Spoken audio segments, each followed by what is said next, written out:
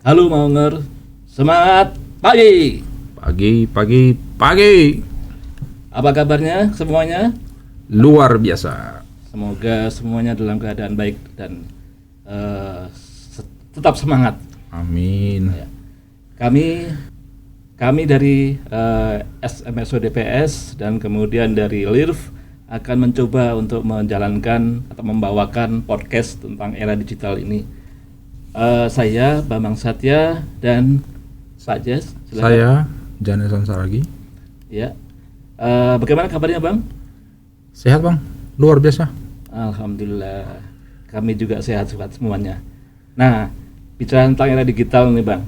Ya. Kira-kira apa yang menjadi karakteristik dari era digital menurut Abang? Silakan Bang. Ya, terima kasih.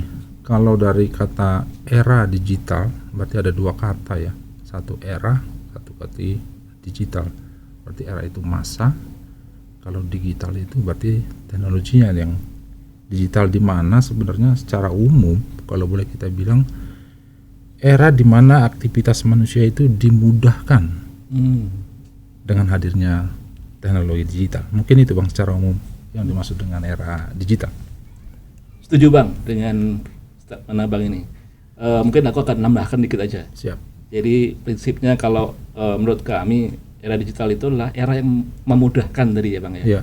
Jadi tambahkan lagi adalah era yang lebih cepat, lebih enak, gratis, yang pokoknya lebih menyenangkan pada customer. Iya betul. Itu Bang. dia prinsipnya. Terima kasih Bang. Jadi bagaimana kita berempati terhadap customer supaya mereka lebih puas dalam menerima layanan kita. Betul. Mungkin seperti itulah. Iya. Iya. Terus kemudian kira-kira dari sisi Telkom sendiri Bang, Ya. kira-kira apa yang perlu diperbuat? Karena challenge-nya pasti akan banyak ini terkait dengan era digital dengan Telkom. Kira-kira apa Bang? Silakan Ya. Bang. Kalau challenge, saya rasa secara umum orang bisa bagi 2 atau 3 ya. Yang paling utama itu sebenarnya terkait dengan culture. Ketika era digital sudah datang, apakah culture-nya satu entity itu sudah siap atau belum, itu hal yang paling mendasar kali ya. Terus yang kedua mungkin boleh kita bilang yang paling banyak setelah culture-nya, yang kedua infrastrukturnya ya. Infrastrukturnya yang mendukung bagaimana culture itu terbentuk. Jadi minimal dua komponen ini menjadi hal penting supaya kita bisa menyambut digital era itu dengan lebih baik. Mungkin begitu Pak Satya. Baik, terima kasih Bang Jess. Aku tambahkan sedikit ya. Ya benar tuh, ada 2 hal yang terkait dengan era digital atau tantangannya, yaitu kesiapan dari culture kita dan kemudian juga infrastruktur. Seperti yang aku sampaikan tadi, sebenarnya culture maupun infrastruktur itu lebih ke arah menunjang bagaimana kita bisa memprovide layanan yang membuat orang lebih mudah, lebih cepat, lebih segalanya yang memudahkan, kemudian membuat nyaman bagi customer. Iya. Itulah kemudian talent-nya di situ. Iya. Karena kita tahu sendiri, Telkom selama ini adalah didrive oleh Teknologi ya. Padahal kita tidak pernah berorientasi pada customer. Ya. Nah, era digital lah kita memaksa kita untuk kemudian mau Dibalik. tidak mau kita harus berorientasi pada customer. Iya. Itu Bang. Saya rasa cirinya juga itu ya. Ya, betul. Oke, kalau gitu dalam rangka kita sudah bicara tentang karakteristik era digital, talent di Telkom seperti apa. Nah, dalam hal fungsi kita nih Bang, dalam penyiapan talent ini, kira-kira apa yang perlu kita siapkan nih dengan talent kira-kira? Silakan Bang. Kalau yang namanya di era digital sekarang untuk talent, kita lihat dulu dari bisnisnya Telkom ya. Ya. Secara umum kita kan membagi bisnisnya Telkom itu 3 ya. Ada yang namanya digital connectivity, digital platform, sama digital services. Yang 3-tiganya itu digital. Betul. Okay. Jadi melihat bisnis yang itu tentunya talent itu harus disiapkan. Betul. Karena nggak mungkin suatu perusahaan itu succeed sama dapat hidup panjang tanpa memiliki talent yang baik, khususnya pada era digital ini, di mana persaingan juga semakin tinggi, tingkat persaingan itu menjadi lebih Bang ya, hyper ya, hyper. Ya. Jadi kesiapan talent itu jadi suatu yang wajib kalau tidak mau lose gitu ya. Mungkin saya rasa itu ya, kalau yang perlu disiapkan di dalam di dalam era digital ini. Kemudian kalau di tempat kita sendiri Pak, khususnya untuk tempatnya Bapak nih di school, kira-kira apa sih yang pendekatan apa sih yang mau dilakukan ya dalam mengembangkan talent digital di Telkom ini? Baik, terima kasih Bang. Jadi menyoroti apa yang disampaikan Abang tadi, bahwa dalam digital itu Telkom membagi 3 portofolionya dalam connectivity, platform maupun service.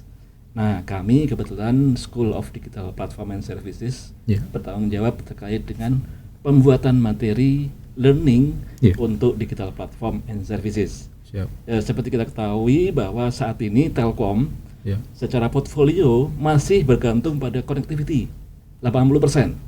Sementara untuk platform dan service masih 20% dan akan terus bertambah seiring dengan berkembangnya Telkom dan penyiapan talent kita. Nah, apa yang kita lakukan? Pertama adalah kita harus menyesuaikan karakter dari talent kita.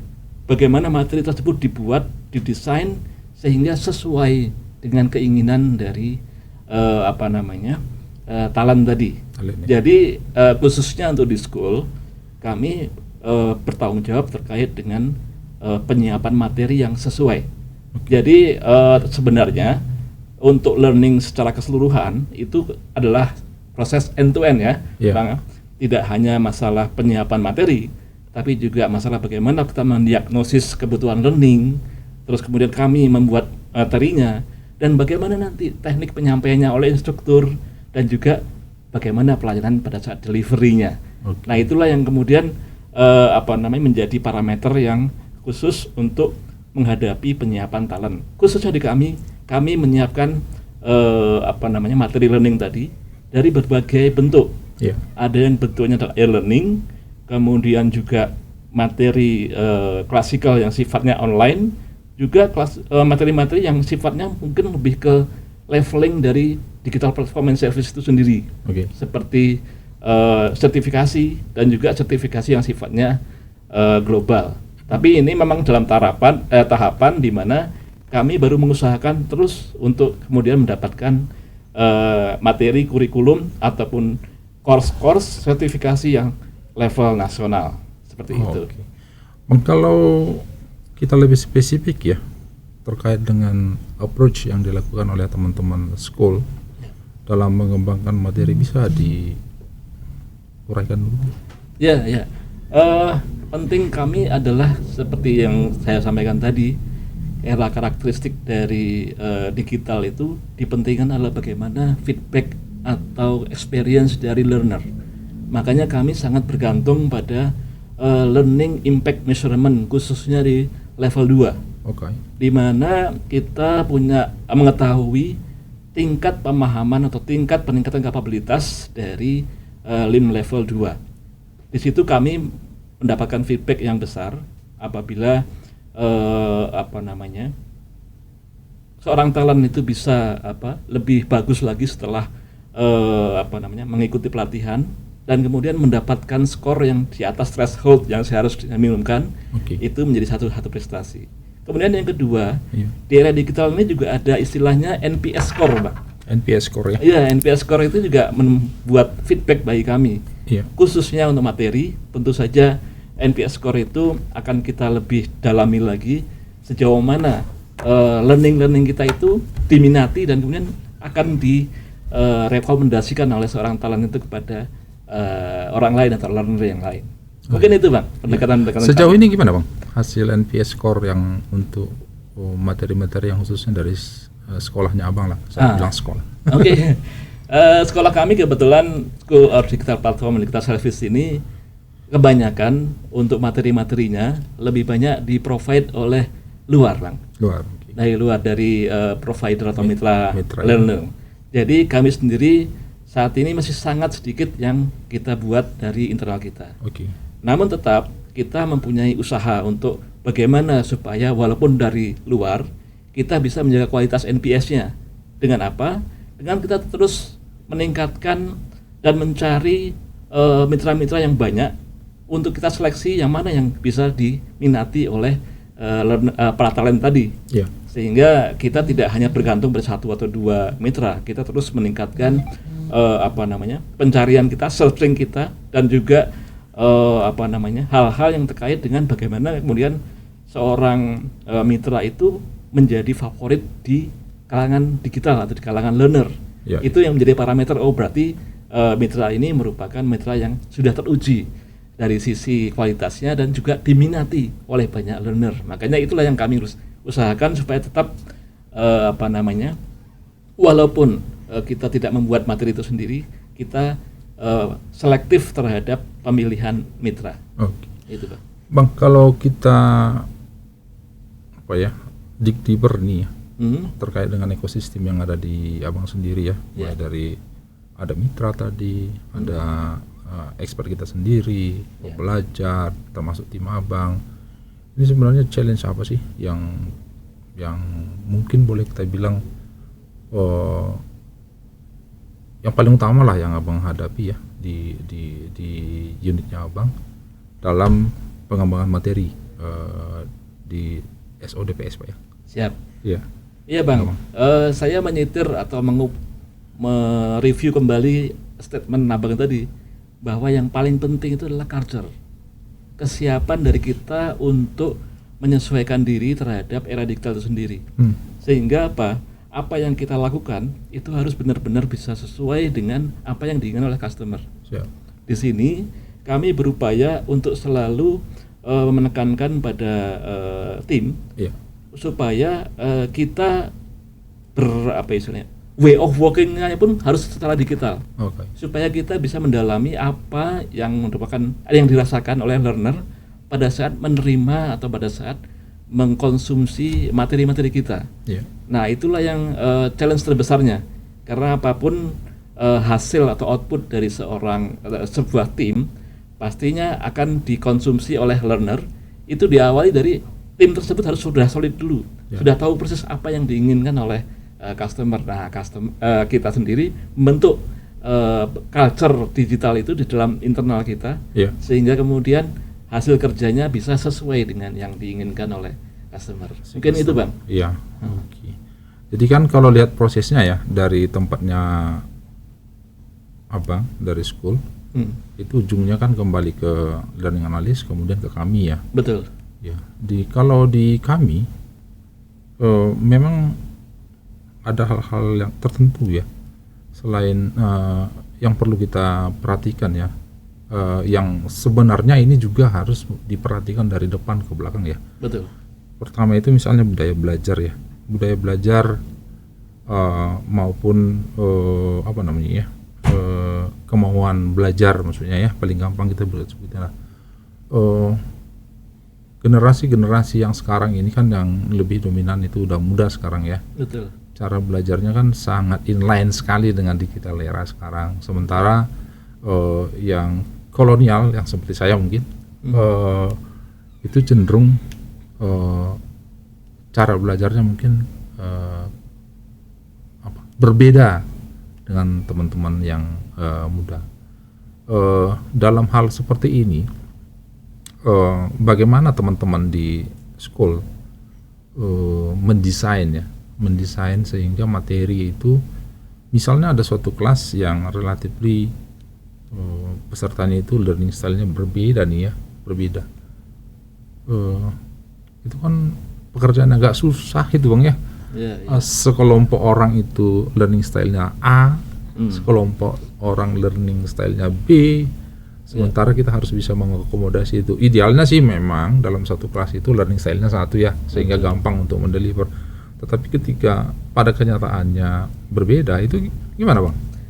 Ya, kalau kondisi di mana learnernya adalah dari berbagai usia, berbagai culture tadi ya, menurut kami yang paling moderat untuk dilakukan itu lakukanlah dengan menyasar kepada bagian besar dari peserta tersebut. Siap. Jadi misalkan apabila peserta itu sebagian besar adalah apa tadi istilahnya kolonial, kami akan sesuaikan materi desain dari materi maupun nanti pada saat kita mengusulkan pada apa namanya instruktur, pembuatan modulernya pun akan kita buat supaya sesuai dengan yang kolonial, yang paling besar. Ya gitu. Tapi kemudian apabila yang dominan adalah yang milenial misalnya, nah kita sesuaikan dengan seperti itu juga. Tapi tetap itu tidak akan mengurangi atau tidak akan menyelesaikan masalah perbedaan tadi. Tapi paling tidak itu bisa mengeliminasi perbedaan yang tidak menyolok terkait dengan apa yang apa namanya solusi untuk desain learningnya. Nah kalau dia itu 50-50, nah, misalnya kolonial 50, milenial yang 50, seperti apa? Ya, saya karena di sini adalah materi-materi digital platform and digital service, saya akan prefer untuk menyesuaikan dengan milenialnya. Biarkan yang kolonial menyesuaikan. Karena apa? Kita memang menyesuaikan materi-materi yang terkait dengan digital platform and services itu dikhususkan untuk teman-teman milenial. Ya. Seperti itu. Walaupun tidak kemudian menafikan kayak teman-teman yang kolonial itu bisa mengikuti yang kayak seperti milenial. Seperti itu, Bang. Setuju, Bang. Jadi kalau di kami di LIRF itu ya.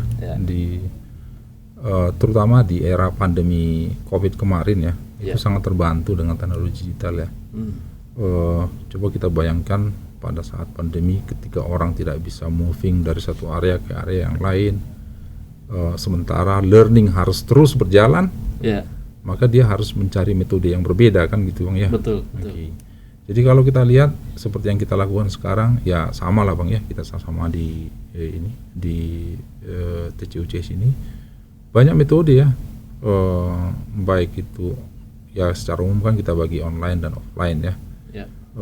Kalau online-nya bisa self-led, orang e-learning belajar sendiri, ya bisa juga dengan Zoom, bisa juga dengan metode hybrid, banyak metode-metode yang digunakan sehingga proses pembelajaran itu tetap berjalan, tetap terjadi. Memang kendala utama, bukan kendala lah ya, sesuatu yang mulai muncul itu adalah budaya. Contoh misalnya adalah ketika orang itu harus mulai belajar sendiri. Ada juga orang yang selama ini mungkin ya belajar bareng yang cocok sama saya, bukan belajar sendiri gitu ya. tapi itu dengan kondisi yang sekarang kan orang bisa kita penuhi ya. Kalau mau belajar bareng dia main di mana dengan teknologi apa, mau belajar sendiri boleh juga. Belajar bareng khususnya seperti sekarang kan kita menggunakan infrastruktur ya paling terkenal itu Zoom lah ya. Zoom yang sering kita gunakan maupun yang hybrid ya. Dua kondisi ini, dua tools ini yang digunakan ini sangat mendukung proses pembelajaran yang ada, walaupun mungkin di awal-awal rasanya agak canggung juga ya di awal-awal, tetapi karena terus bergulir dan itu menjadi sepertinya sekarang justru aneh kalau misalnya belajar harus offline gitu ya. Sekarang hal-hal yang apa namanya jarang terjadi gitu ya. Justru orang akan bertanya, ngapain offline ya? Betul. Jadi budaya itu sudah mulai terbentuk ya, dan didukung oleh digital, khususnya infrastruktur digital. Budaya itu justru sekarang menurut saya udah terbentuk. Benar. Udah terbentuk lah, bukan mulai terbentuk, sudah terbentuk. Benar. Ya, dan itu sangat membantu kita di TCUC, termasuk di kami ya. Betul. Sehingga proses belajar itu bisa berjalan Benar, Bang. sesuai dengan tujuannya. Gimana menurut Abang, Bang? Ya, setuju Bang. Emang bagaimanapun culture ini atau era pandemik ini sangat mendrive kita untuk menjadi apa istilahnya, niat belajar itu lebih tinggi Iya, menurut saya, karena memang apa, pandemik ini membuat kita terkondisikan di mana apapun pekerjaan atau kegiatan kita hanya bisa di dalam rumah, iya, dan kemudian media digital lah Iya. atau teknologi digital lah yang kemudian bisa berperan di sini, bagaimana kita walaupun di rumah tetap bisa belajar, Iya. tetap bisa bekerja dan yang lainnya. Itulah yang menjadi pendorong, katanya yang paling dominan untuk bisa mendorong kita dalam teknologi digital adalah pandemik ternyata. Iya. Gitu. Seperti itulah kondisi. Kita dipaksa oleh keadaan. Oleh ya. oleh keadaan. Namun kita juga jangan jangan lena ya, terlena. Karena konteksnya ada beberapa pendapat ahli Iya. bahwa saat ini sudah mulai terjadi penurunan juga Oke. terkait dengan online. Iya. Karena apa? Mereka juga sudah bosan Ya. dengan Iya, kondisi iya. online, karena bagaimanapun fitrah kita manusia ini Bertemu. bersosialisasi, bertemu seperti ini, ngobrol langsung seperti ini. Siap, siap. Sehingga metode learning pun harus kita perbaiki juga. Bukankah di Zoom itu bisa bertemu langsung, Bang? Bisa, Ah, tapi oke. tidak tergantikan bagaimana kemudian bertemu langsung. Oh, Nah, langsungnya tidak lewat media seperti Iya, itu. iya. Iya, iya.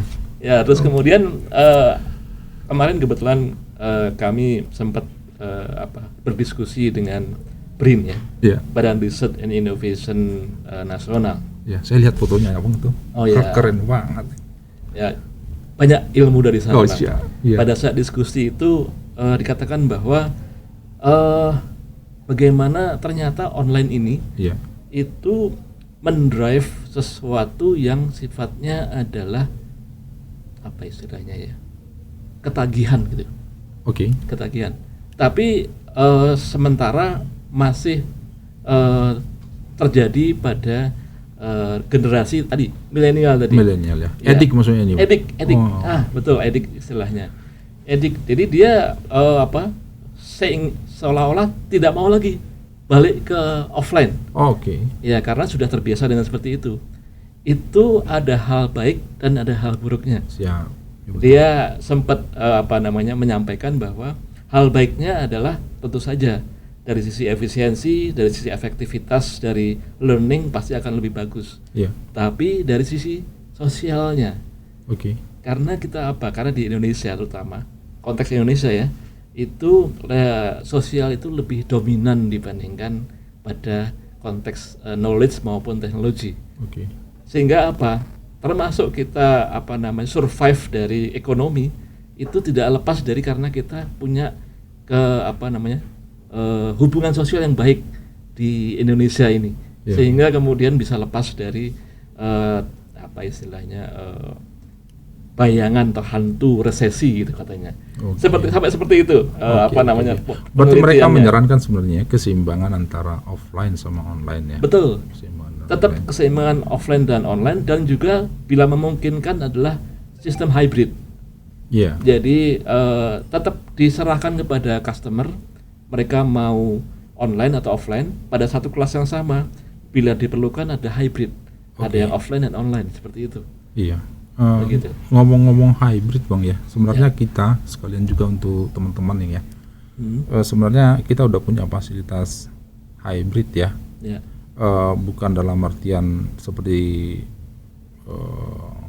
Flick tapi dijadikan hybrid, tapi enggak, ini fasilitasnya memang udah hybrid. Kita punya satu kelas sekarang ya di media lecture di sini. Ya. Itu mungkin perlu kita kita utilisasi lebih ya, Ya. karena bagaimanapun itu tadi itu menyeimbangkan antara offline dan online ya. Jadi teman-teman yang offline bisa datang, teman-teman yang online di seberang sana juga bisa terpuaskan kebutuhannya. Betul. Ya. Kemudian kalau kita bicara infrastruktur, Bang, Ya. Pak Bambang, di kita itu sebenarnya sangat intens ya dalam pengembangan infrastruktur. Kalau boleh kita lihat di CCUC Bandung ini, Ya. selain kelas yang dilengkapi dengan device-device digital, ada juga infrastruktur misalnya yang kita gunakan sekarang. Ya. Bagaimana tapping ya, menggunakan podcast. Ya. Kemudian ada Flick itu studio lah ya. Studio.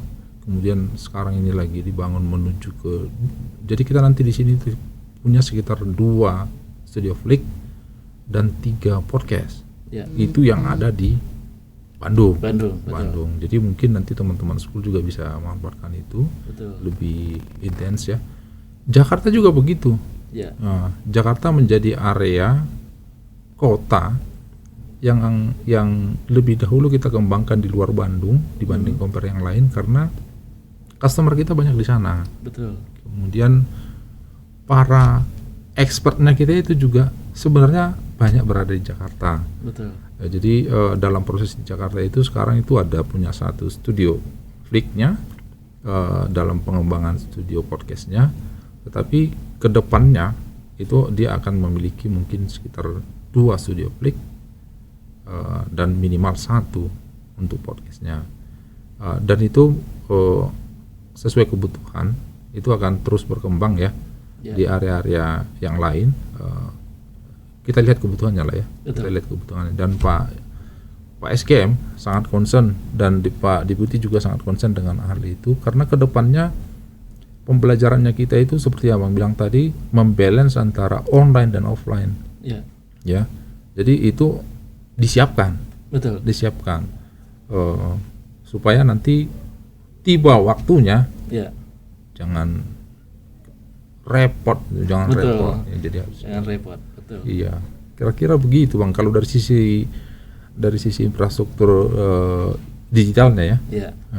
Gimana menurut Abang ini? Setuju Bang. Jadi karena infrastruktur digital yang sudah siap tadi, itu sangat mendukung dari bagaimana kita memvariasikan learning atau materi learning yang kita siapkan juga.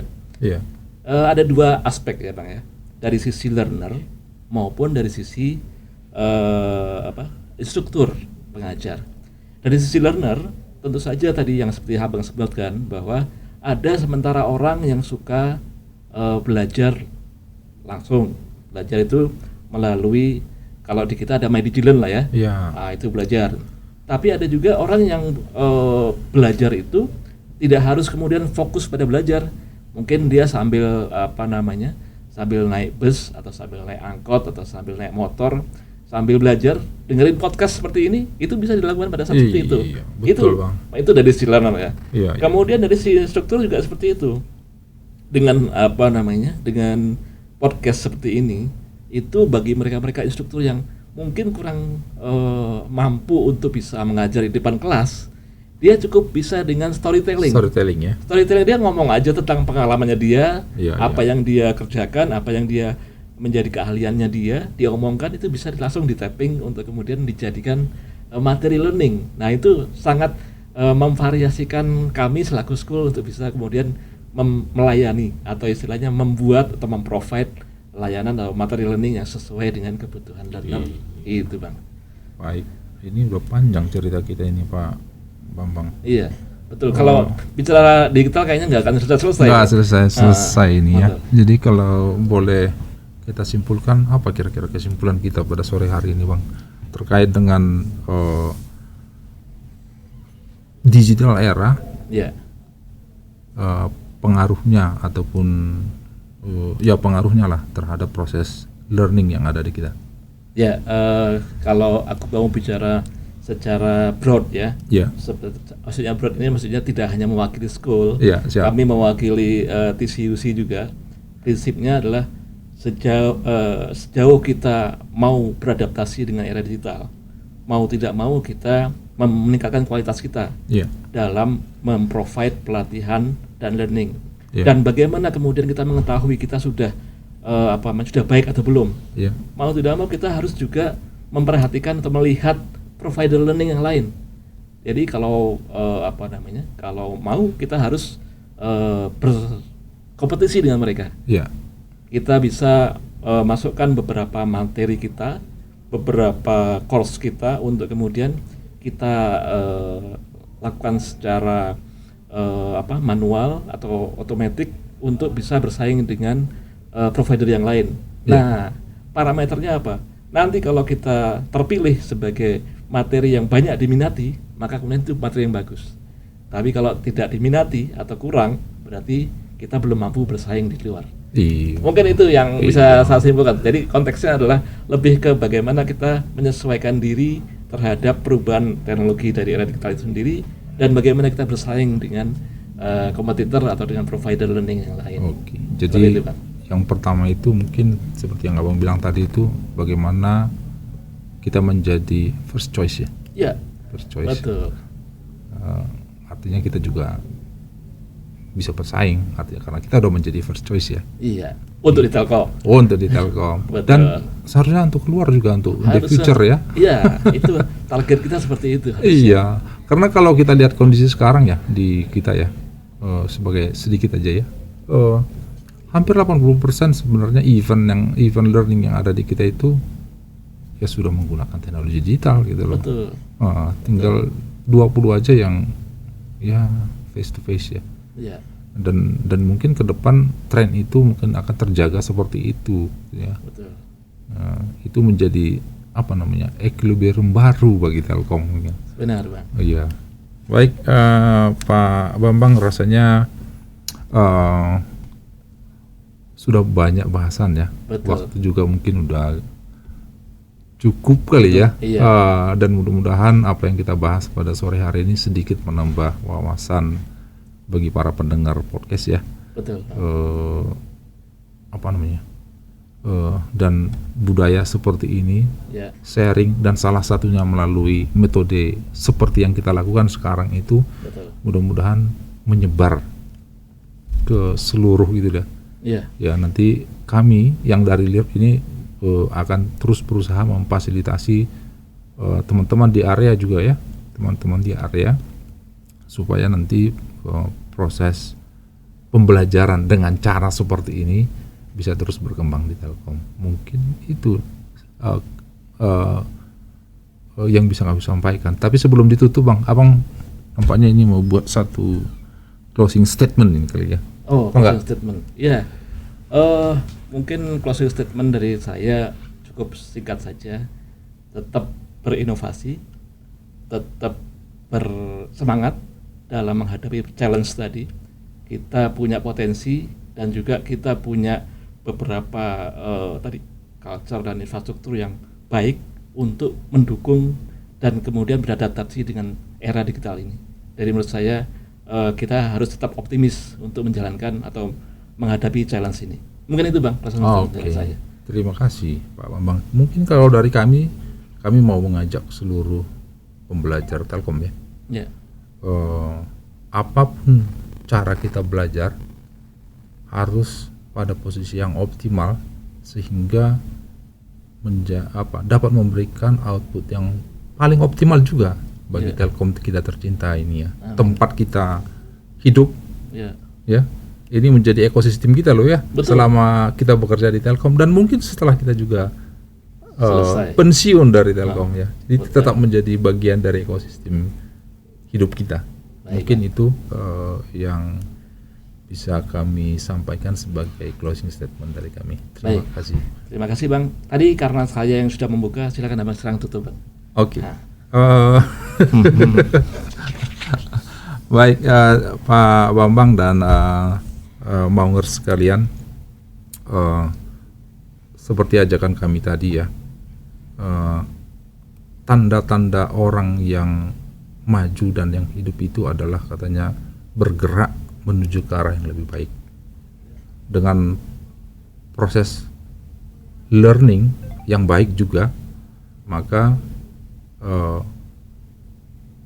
perubahan menuju ke hidup yang lebih baik itu akan lebih terbantu, lebih cepat dapat kita lakukan, sehingga hidup kita itu meaningful ya, Ya, berguna bagi orang lain, dan itulah ultimate goal dari hidup ini. Mungkin itu sebagai closing statement dari kami. Terima kasih.